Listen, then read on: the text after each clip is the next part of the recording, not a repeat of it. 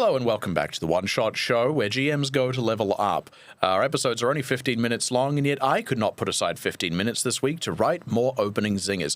My name is Matt. My name is Mark. And we're joined once again by award-winning DM Brad Thompson. We're going to trot out that award-winning every single time. This is the Dungeon Master Challenge 2021, run by Wizards of the Coast, the official publisher of Dungeons & Dragons. Wow, that's the first time we've ever mentioned that. Yeah. That so seldom comes up with this guy around. But today we're not talking about GMing or the fact that you may be an award-winning one.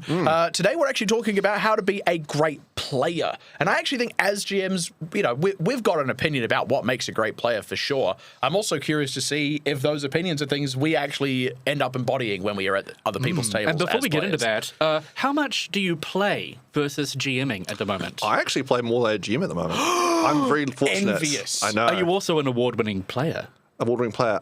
I don't know if there's actually a I don't think competition for that. If there was one, I would be yes. No, I have absolutely no doubt. What about you, Matt? Am I an award-winning player? Do you play very much, or do you GM more? I GM way more than I play. Like it's like a 10-to-1, 20-to-1 ratio. It's pretty rough. Yeah. What it is I GM on the reg, and every so often, one of my players or someone I know will be like, "Hey, I'm starting up this campaign." I'll be like, "Finally, I can play." It'll run for 5 sessions, and then it'll fizzle out. And that happens maybe once a year. Wow, I run about 10 campaigns a week, and the last time I pplayed was actually in your game, Wow. which was last year. Yeah. So, important question: was he any good as a player? Well, what's the... Because if talk about he's not a that. subject matter expert, what's the if he maturity wasn't a rating of good this player, podcast? I feel like we can swear. there's quite a few zingers in that.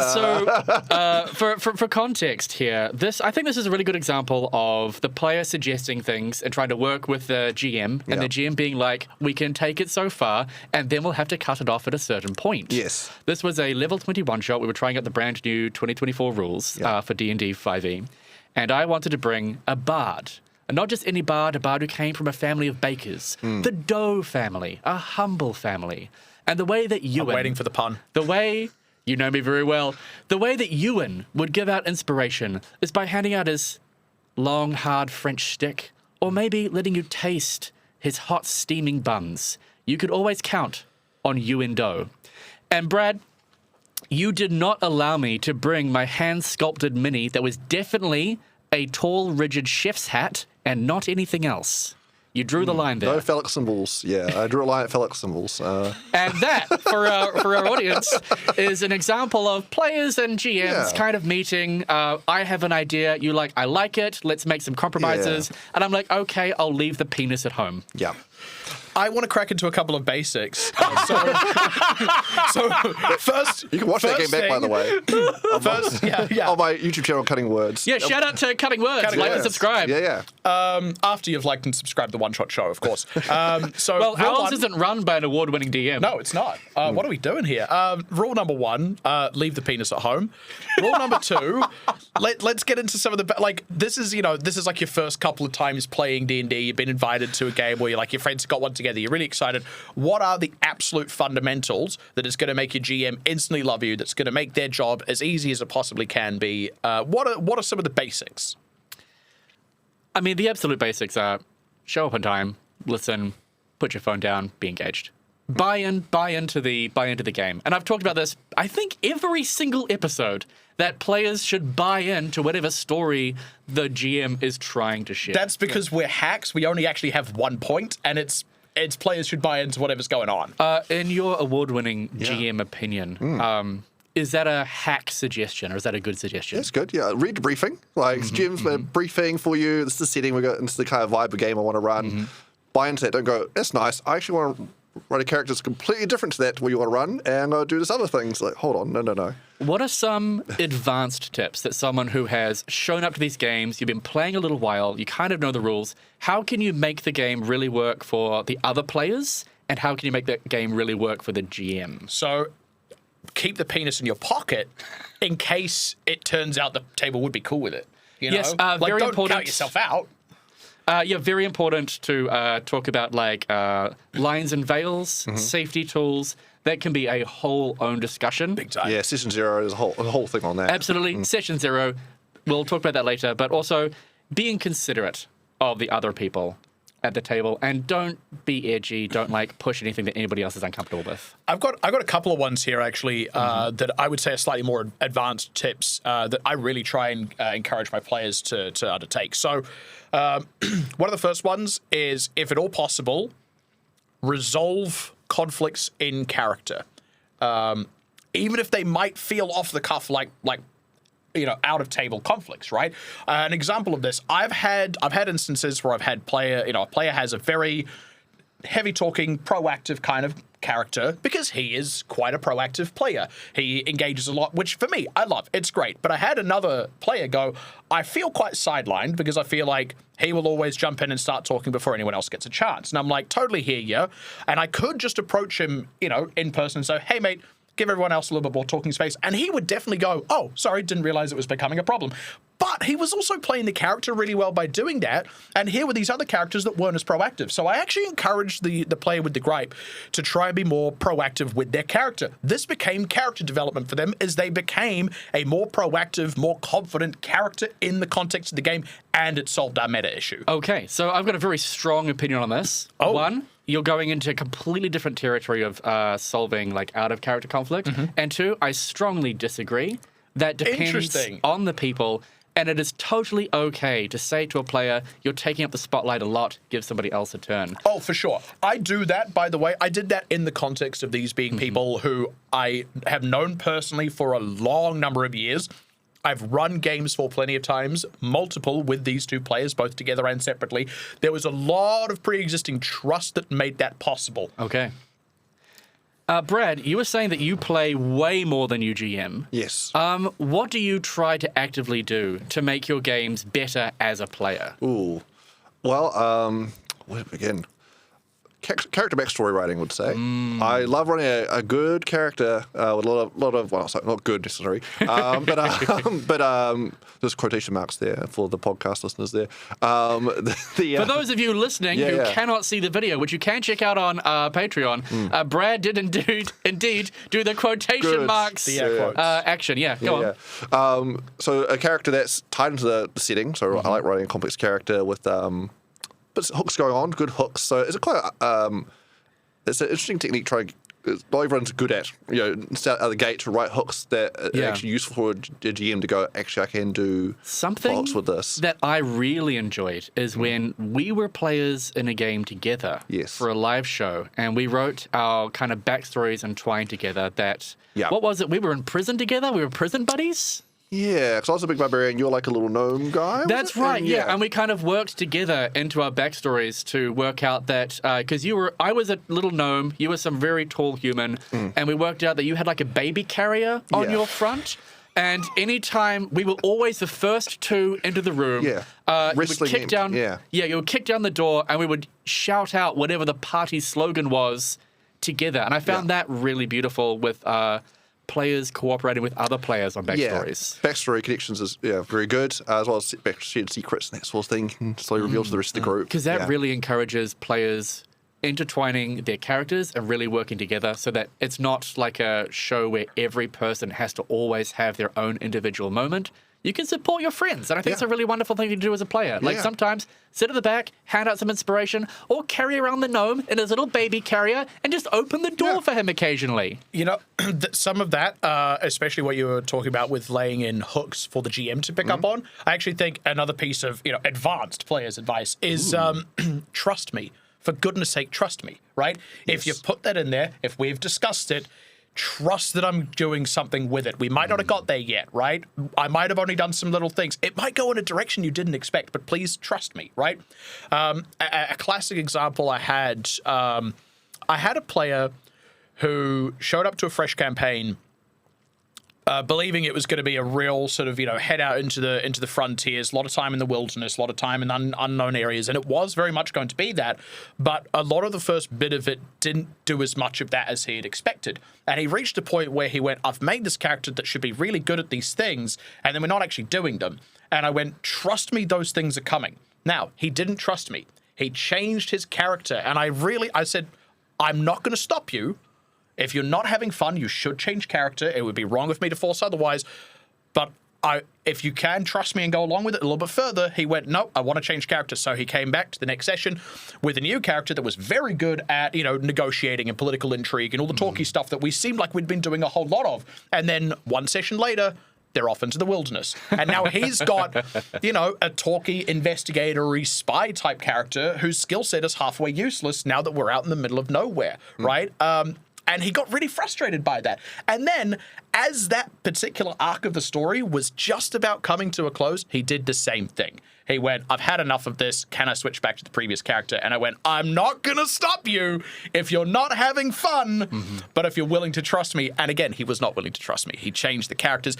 This happened about 3 or 4 times until he eventually dropped out of the campaign, I will say that you don't always have the privilege of being able to trust a GM. If you're just meeting somebody for the first time, if you're sitting down for a one-shot, or you're meeting somebody brand new at your local game store, and something that player has done that I really like is let you know when they're not having fun. We did discuss it, and we worked out a solution. And also because I knew that he was wanting to change this character, I sort of went, all right, the least I can do is try and introduce whatever bits of, political intrigue stuff I like that as well. in the wilderness. Being able to talk to your GM and being able to share with your GM, because I have had players who didn't.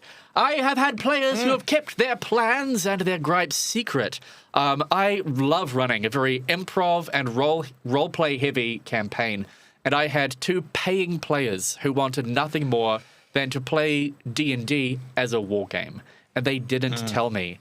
And they stuck around in the campaign for weeks and weeks and weeks, when I was always very clear and I was always very transparent with what the game was. And then eventually they dropped out and they told me it was because there wasn't enough fighting. But there was absolutely nothing that I, as a GM, could possibly have done if they didn't talk to me.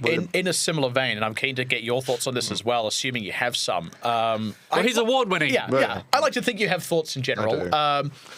In a similar vein is, there's also communicating with the GM about, stuff that's like in your backstory, stuff that you have laid in there, people you may know, character interactions, things like that. Because if you at the back of your mind have this thing with your character where you're like, I'm going to eventually, I'm playing a wizard who's eventually going to get seduced and enticed by the dark arts of eternal life, and I am going to, once we hit higher levels, want to start pursuing lichdom. If you don't tell me, what am I supposed to do? And then I'll never be able to help deliver it for you. And then you're sat there, crossed arms, huffing, going, well, how am I supposed to become a lich in this place, right? And I've had players start to fall into that trap until I sat them down and talked to them about it. And they said, I wanted it to be a surprise for the table when I suddenly started pursuing these dark arts.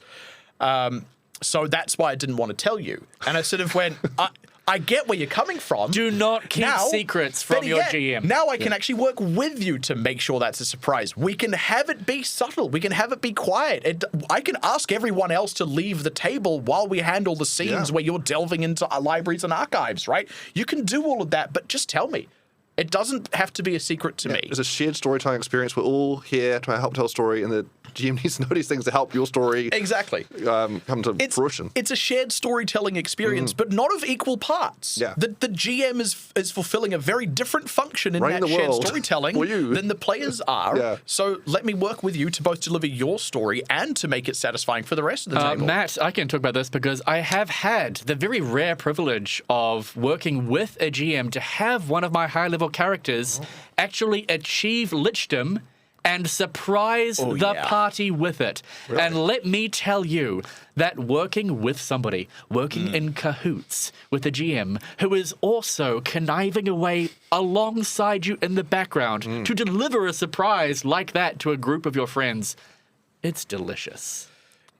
You mentioned in one thing there, surprises. Now, I do love a surprise that hits the whole table because you've worked with a player. If there's another piece of advanced advice I can give, it kind of ties in a little bit to that idea of trust, is roll with the punches, man. And I do lay this up with my players ahead of time. I go, look, how much are you willing to let me just take what you've put in your backstory and run with it?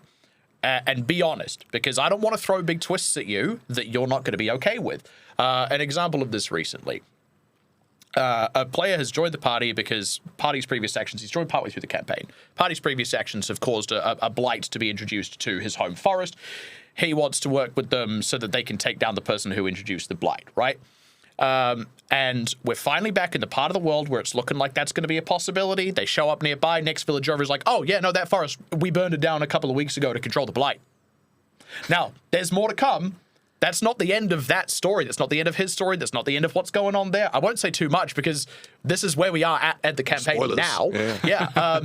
But he knows that there's more to come. But he did have to, in that moment at the table, as soon as I delivered that line, he suddenly had to adjust around what he thought was going to happen to this new reality. Now, I'm not going to do that to a player that's not going to feel comfortable with that. I don't want to throw those curveballs, but if you'll let me, then I will deliver you some really good shit. Really good person to talk to about this because you do a lot of live action roleplay. Yeah. And from what I can tell, LARPing is basically inflicting consensual trauma upon your players for weekends over and over at a again. time. Yeah. Do you want to talk about consensual trauma and LARP to round this off? Oh, wow. Let's dive into my whole other hobby. Or is that going to be a whole other episode? It's pretty big. Where, for those who don't know what LARP is, it's basically, think tabletop games, but get rid of the table, and you're dressing up and you're the character now, running around. LARP stands for live action roleplay, just by the way. It's not like a weird 1950s, freeze-dried food product.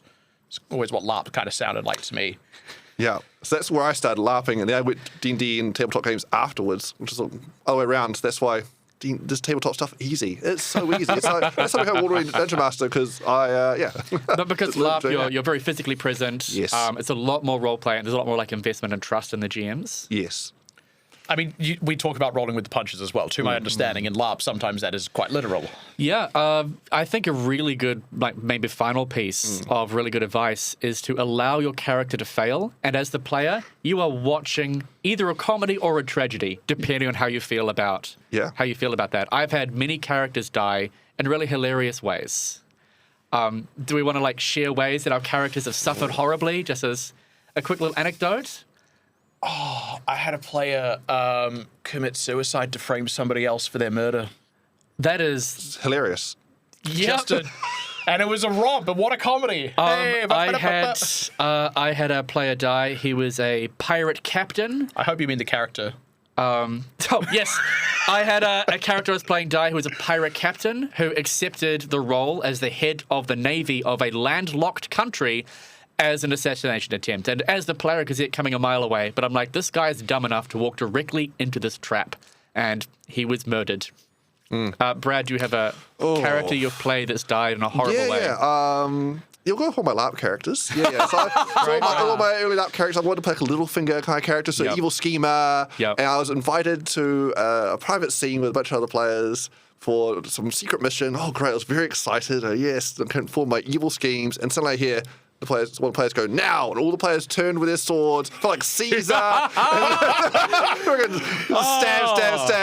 was like, I was so shocked. I was so surprised I didn't see it coming. And didn't even cast a monologue. Those bastards. I love that. I love that because, I mean, you had to absolutely be the butt of that. Yeah. But how cool was that? All of us just now were like, man, that sounds awesome. I can totally picture that. And I think that's a really good place to end it because not only is that you having that dissociation from the character you're playing to really enjoy being killed in a horrible way, but it sounds like everybody had complete buy-in to the story that was being told. All the players were working together. Huge conspiracy to kill me, Huge. I think that's fantastic. Absolutely solid stuff.